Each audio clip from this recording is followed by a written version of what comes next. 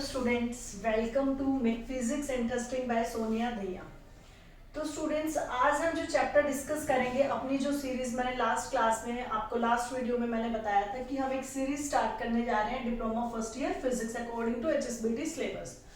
तो आपका जो सेकंड असेसमेंट का सिलेबस है अभी मैं वो स्टार्ट कर रही हूँ। तो उसमें जो आपका चैप्टर प्रॉपर्टीज ऑफ मैटर, आज हम ये इस चैप्टर के बारे में डिस्कशन करेंगे। प्रॉपर्टीज ऑफ मैटर, मैटर की क्या क्या प्रॉपर्टीज हो सकती हैं वो सारा इस चैप्टर में हम डिस्कस करेंगे। अब मैटर क्या होता है? I think everyone knows about matter. What is matter? Matter solid liquid gases and fourth state of matter is plasma.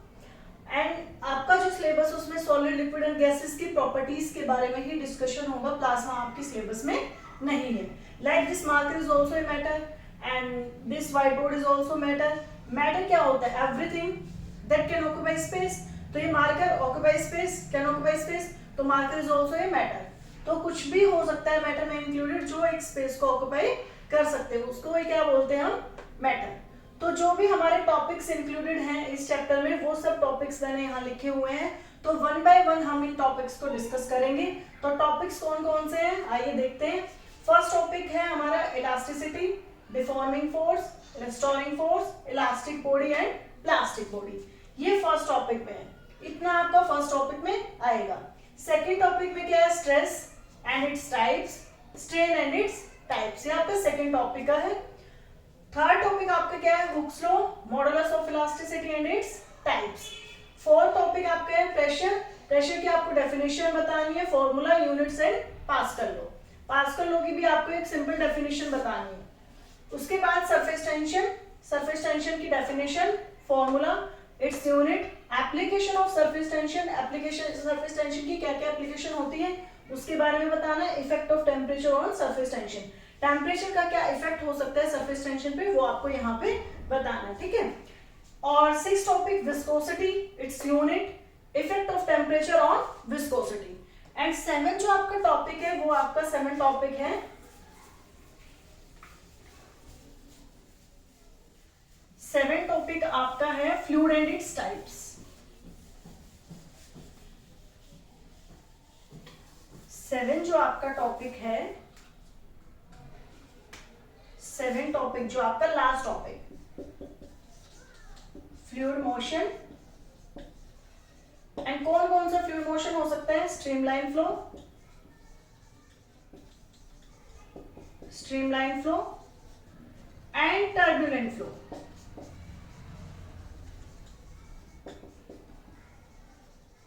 ये आपका लास्ट टॉपिक है, that is seven topic fluid motion. Fluid motion कौन कौन सा हो सकता है? स्ट्रीमलाइन फ्लूइड मोशन हो सकता है और टर्बुलेंट फ्लूइड मोशन। तो इसके टाइप्स को एक्सप्लेन करना है आपको। तो हम वन बाय वन ये सारे टॉपिक्स डिस्कस करेंगे यहाँ क्लास में। तो आज हम कौन सा टॉपिक स्टार्ट करेंगे? आज हम फर्स्ट टॉपिक कवर करेंगे। वन बाय वन हम सारे टॉपिक्स कवर करेंगे अपने क्लासेस में। तो आज हम जो टॉपिक स्टार्ट करने जा रहे हैं वो हमारा टॉपिक कौन सा है? First topic that is elasticity, deforming force, restoring force, elastic body and plastic body.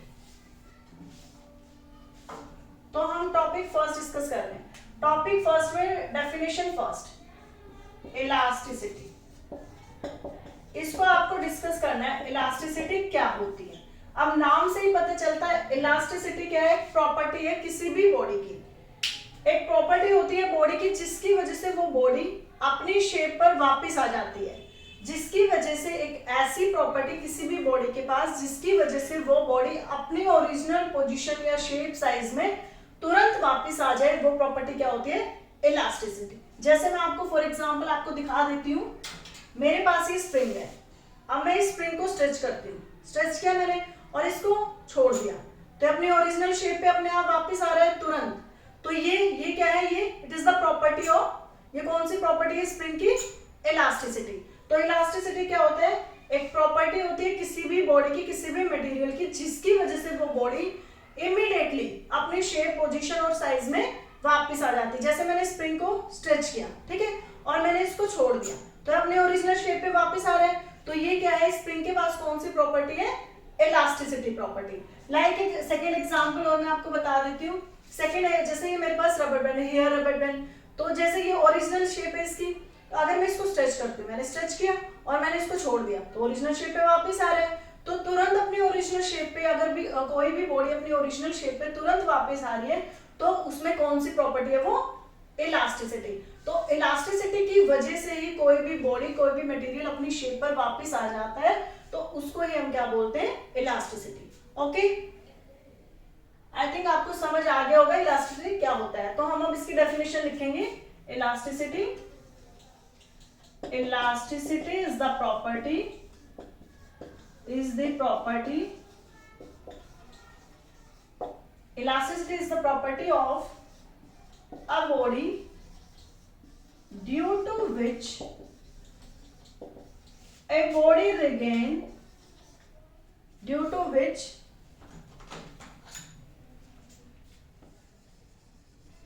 a body regain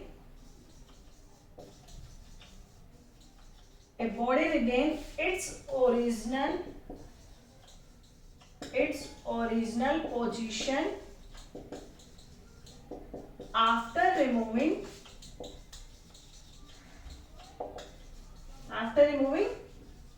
deforming force.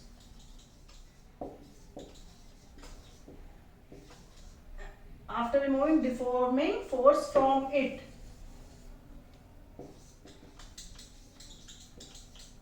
is called elasticity. तो मैंने आपको बताया इलास्टिसिटी क्या होता है, इसकी डेफिनेशन देखो आप।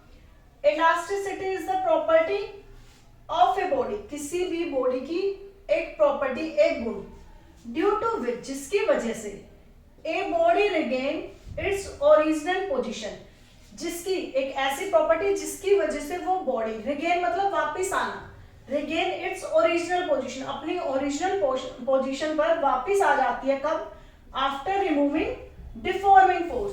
अब ये डिफॉर्मिंग फोर्स क्या है, एक वर्ड यहाँ पे डिफॉर्मिंग फोर्स, अब हम इसको डिस्कस करेंगे डिफॉर्मिंग फोर्स क्या होता है, जो कि आपका सेकंड पॉइंट है फर्स्ट टॉपिक का। व्हाट इज डिफॉर्मिंग फोर्स, उसको हम डिस्कस करेंगे। डिफॉर्मिंग फोर्स क्या होता है, from it is called elasticity. Elasticity क्या है, एक प्रॉपर्टी किसी भी बॉडी की जिसकी वजह से वो बॉडी अपनी ओरिजिनल शेप पर वापस आ जाती है। कब? जब आप जो आपने उस पर डिफॉर्मिंग फोर्स अप्लाई किया उसको रिमूव कर देते हैं, उसके रिमूव करने के बाद वो बॉडी अपनी शेप पर वापस आ जाती है, तो वो प्रॉपर्टी क्या हुई, इलास्टिसिटी। जैसे मैंने एग्जांपल दिया था स्प्रिंग का और रबर बैंड का, ठीक है। अब हम एक वर्ड है ये डिफॉर्मिंग फोर्स, ये क्या होता है, इसको हम डिस्कस करेंगे। What is this deforming force, जो कि आपका सेकंड पॉइंट है फर्स्ट टॉपिक का। ओके, हम इसको ड्रॉप कर रही हूं। अब हम जो हमारा सेकेंड पॉइंट है दैट इज डिफॉर्मिंग फोर्स, उसको डिस्कस करेंगे। वन बाय वन हम सारे टॉपिक्स कवर करेंगे यहाँ। आज हम फर्स्ट टॉपिक कवर करेंगे। ओके, अब now we will discuss about deforming force. What is deforming force? अब ये डिफॉर्मिंग फोर्स स्टूडेंट्स क्या होता है, जैसे मैंने आपको एग्जांपल दिया था, हमारे पास क्या है, स्प्रिंग। जिस फोर्स की वजह से ये स्प्रिंग स्ट्रेच हो रहा है, जिस फोर्स की वजह से ये स्प्रिंग अपनी शेप में चेंज ला रहा है, वो फोर्स कौन सा फोर्स है, दैट इज डिफॉर्मिंग फोर्स। जिसकी वजह से इस स्प्रिंग की शेप में चेंज आया है, that force is deforming force. Okay, तो डिफॉर्मिंग फोर्स कौन सा फोर्स होता है, जो किसी भी बॉडी की शेप और साइज को चेंज कर देता है, that force is deforming force. तो मैंने इस पे जो फोर्स अप्लाई किया है अपने, जैसे मैंने फोर्स अप्लाई किया तो स्ट्रेच हो गया, तो वो फोर्स कौन सा है, डिफॉर्मिंग फोर्स। बस इतना सा ही आपको लिखना है। Deforming force, the force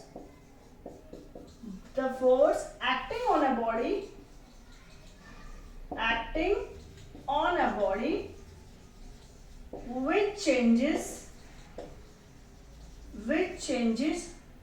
shape, size and configuration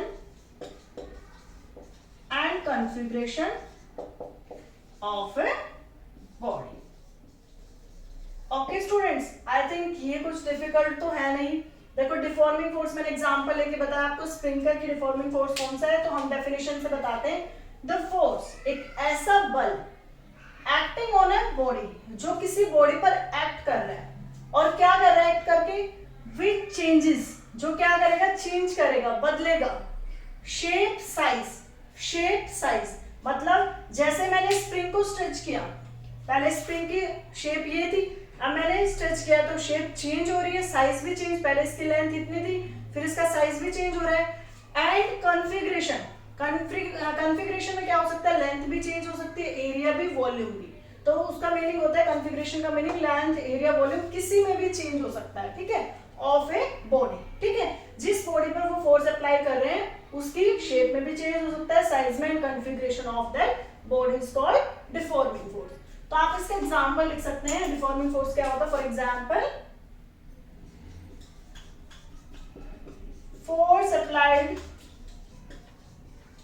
force applied on a football या body on a football to press it, या force applied on a spring to stretch it। तो मतलब किसी भी बॉडी पे एक ऐसा फोर्स अप्लाई हो रहा है जो उसकी पोजीशन, शेप एंड साइज में चेंज कर रहा है, वो फोर्स कौन सा है आपका, डिफॉर्मिंग फोर्स। तो अगर आप फुटबॉल को प्रेस करते हो, ऐसे स्फीयर शेप की होती है, अगर आप प्रेस करते हो तो उसकी शेप में चेंज होता है, तो कौन से फोर्स की वजह से होता है, वो ड्यू टू डिफॉर्मिंग फोर्स। और जैसे ही रिमूव करते हो वो वापस अपनी शेप में आ जाती है, ओके। तो ये कौन सा फोर्स है, deforming.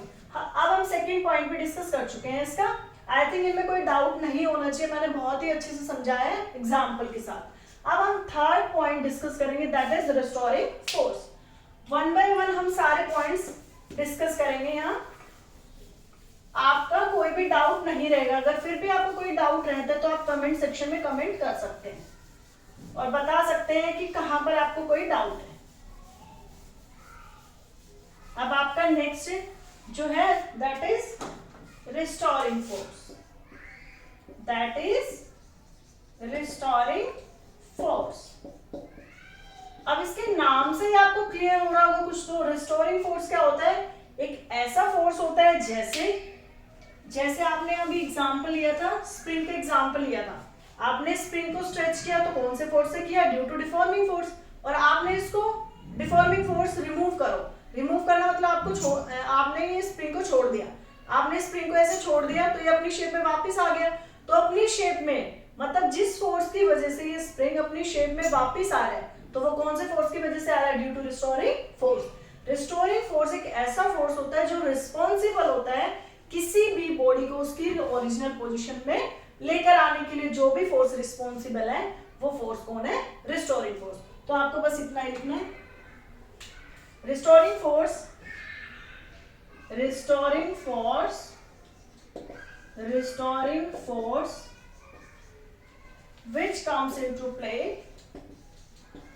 which comes into play, that means restoring force कब होगा, which comes into play when, जब deforming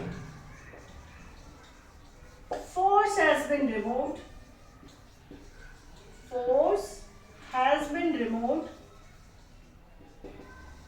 restoring force कब आएगा, when deforming, जब आप डिफॉर्मिंग जिसे स्ट्रेच किया था वो फोर्स को रिमूव कर दोगे, when deforming force has been removed, when deforming force has been removed and body bring and then body brings to its original position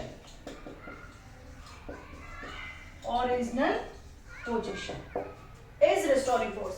इस डेफिनेशन का मीनिंग क्या है, restoring force which comes into play, that means restoring force कब होगा, when deforming force has been removed, जब आप deforming force को remove कर चुके होगे, जैसे मैंने स्ट्रेच किया था, छोड़ने के बाद जब वो अपनी शेप में वापस आएगा, वो कौन से फोर्स की वजह से अपनी शेप में वापस आ रहा है, जो आपका स्प्रिंग था, ड्यू टू रिस्टोरिंग फोर्स। तो रिस्टोरिंग फोर्स की आपकी डेफिनेशन ये हो जाती है। आपका एग्जाम में 2 मार्क्स में आता है क्वेश्चन, ये क्वेश्चन 2 मार्क में, डिफाइन रिस्टोरिंग फोर्स, ये भी 2 मार्क में आता है। Elasticity, define elasticity and deforming force की डेफिनेशन भी आपकी 2 मार्क में, define deforming force, okay.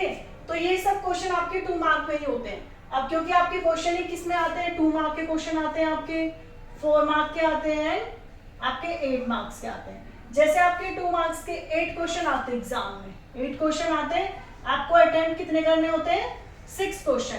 Out of 8 you have to attempt 6 question. And 4 mark के कितने क्वेश्चन आते हैं? 7 question. And you have to attempt 5 question out of 7 question. And last 8 mark के कितने क्वेश्चन आते हैं? 1 question. And you have 2 question. And you have to attempt only 1 question. तो 2 mark के 6 question that is equals to 12, 2 6 are 12, 4 marks के 7 question that is equals to 28, 8 marks का 1 question, no 4 marks के आपको 5 अटेम्प्ट करने हैं, देन 4 5 are 20 एंड 8 मार्क का 1 question attempt करना दैट इज इक्वल्स टू 8। तो टोटल आपको कितना हो जाता है? 12 plus 20 32 plus 8 that is equals to 40। तो आपका टोटल मार्क्स का पेपर हो जाता है 40। ठीक है, तो 40 का आपका पेपर होता है। तो ऐसे ऐसे आपको अटेम्प्ट करने होते हैं क्वेश्चन। ठीक है, तो आपके रिस्टोरिंग फोर्स की डेफिनेशन हो जाती है। अब हमारा नेक्स्ट पॉइंट क्या है? That is elastic body. अब हम इलास्टिक बॉडी की डेफिनेशन देखेंगे, क्या होती है इलास्टिक बॉडी। अब आई थिंक आपको वैसे भी क्लियर हो ही गया होगा कि इलास्टिक बॉडी क्या होती है। नेम से ही पता चल रहा है कि व्हाट इज इलास्टिक बॉडी।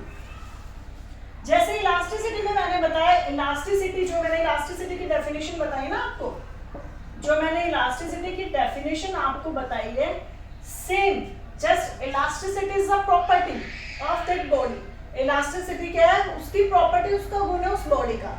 और इलास्टिक क्या है? इलास्टिक बॉडी, ये उस बॉडी के बारे में बताया गया है। इलास्टिक बॉडी कौन सी होती है? A body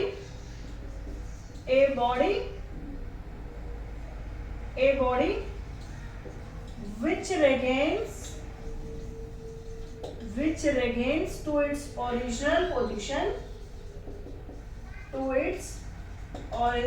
position after removing deforming force।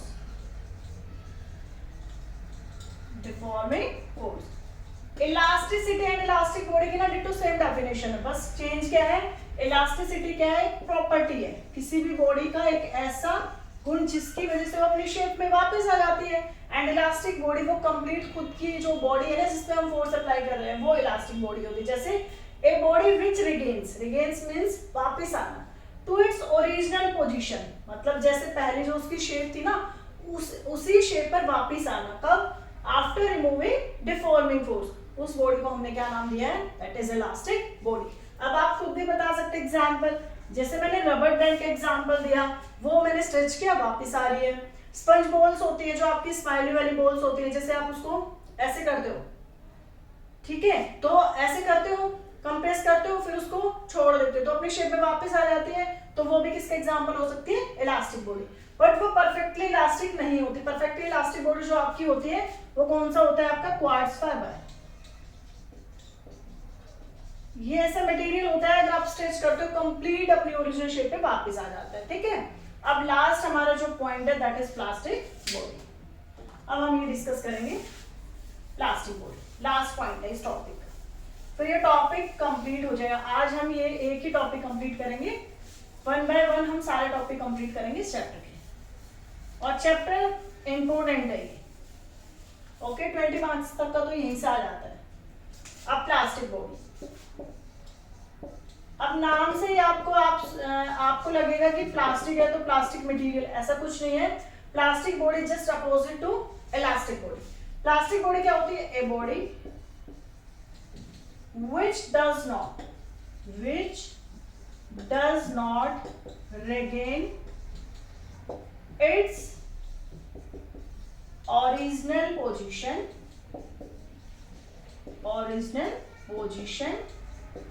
after removing deforming force। अब ये डेफिनेशन देखिए, चेंज क्या हुआ? इलास्टिक बॉडी और प्लास्टिक बॉडी में एक वर्ड का चेंज हुआ है। यहाँ क्या था? डज नॉट नहीं था। इलास्टिक बॉडी में यहाँ डज नॉट एक वर्ड नहीं था, यहाँ क्या है, डज नॉट ऐड हुआ, डिट्टो वही डेफिनेशन है। तो आपको दो डेफिनेशन याद करने की जरूरत नहीं है, आपको एक ही डेफिनेशन याद करनी है, बट आपको प्लास्टिक बॉडी की डेफिनेशन में आपको डज नॉट एक वर्ड ऐड करना है। ये क्या बताता है, एक body which does not regain its original position, एक ऐसी बॉडी जो अपनी ओरिजिनल पोजीशन को रिगेन वापस नहीं आ पाती है अपनी ओरिजिनल पोजीशन पे, कब, आफ्टर रिमूविंग डिफॉर्मिंग फोर्स। जैसे स्प्रिंग अपनी शेप पे वापस आ रहा था तो वो कौन सी थी, इलास्टिक बॉडी। रबर बैंड अपनी शेप पे वापस आ रहा तो कौन सी बॉडी थी, इलास्टिक बॉडी। अब जैसे ये मार्कर है, अगर ये टूट जाए, अगर ये ब्रेक हो जाए तो ये क्या वापस आएगा अपनी शेप पे, नहीं आएगा। ग्लास के मटेरियल तो अपनी शेप पे वापस नहीं आएंगे। क्ले हो गया आपका, क्ले जैसे आपकी जो क्ले अगर आप उसकी शेप चेंज कर देते हो तो शेप चेंज करने के बाद तुरंत अपनी शेप में वो कभी वापस नहीं आती। तो इसका एग्जांपल क्या हो सकता है, फॉर एग्जांपल क्ले। आपका वैक्स, पैराफिन वैक्स जो होता है वो भी अपने एग्जैक्टली ओरिजिनल शेप में कभी भी वापस नहीं आ सकता, और क्ले भी अपनी एग्जैक्टली शेप में कभी भी वापस नहीं आती है। तो these are the examples of plastic body. और भी लिख सकते हो ओके। तो आपका फर्स्ट टॉपिक आपका यहाँ कंप्लीट होता है। फर्स्ट टॉपिक में देखना कितने पॉइंट्स हैं, और इन पॉइंट्स में से आपके एग्जाम में 2 पॉइंट्स आ ही सकते हैं। 2 मार्क्स से क्वेश्चन यही बनते हैं। व्हाट इज इलास्टिसिटी 2 मार्क्स में, what is deforming force, what is restoring force, and what is elastic body, right example of elastic body, ये भी 2 मार्क में पूछ सकते हैं। What are the example of plastic body. तो आपके इस टाइप से क्वेश्चन बनते हैं यहाँ से, ठीक है। तो क्वेश्चन ऐसे ही बनेंगे, कैसे, define elasticity, define deforming force with example, define restoring force with example, define elastic body with example, define plastic body with example. और कैसे बन सकता है, what are the examples of elastic body, what are the examples of plastic body. तो इस type से कोई भी क्वेश्चन आपके यहाँ से पुट हो सकता है, ठीक है। तो 2 मार्क्स का ही आएगा यहाँ से क्वेश्चन, उससे ज्यादा का नहीं, 4 नंबर का नहीं। अगर 4 का आता तो कैसे आता है, इसमें 2 से 3 डेफिनेशन ऐड कर दें, कैसे, define terms elasticity, deforming force, restoring, ये 3 डेफिनेशन आपसे पूछ लेंगे तो 4 मार्क्स में भी बन सकता है, ठीक है। तो ये इंपॉर्टेंट टॉपिक था, तो यहाँ से क्वेश्चन में आता ही आता है। इनमें से 2 डेफिनेशन तो कंफर्म है जो आपके एग्जाम में आती है। अगर आपको कोई फिर भी डाउट है, ये फर्स्ट टॉपिक कंप्लीट होने के बाद अगर आपको कोई फिर भी डाउट है तो आप कमेंट सेक्शन में कमेंट कर सकते हैं। Thank you guys.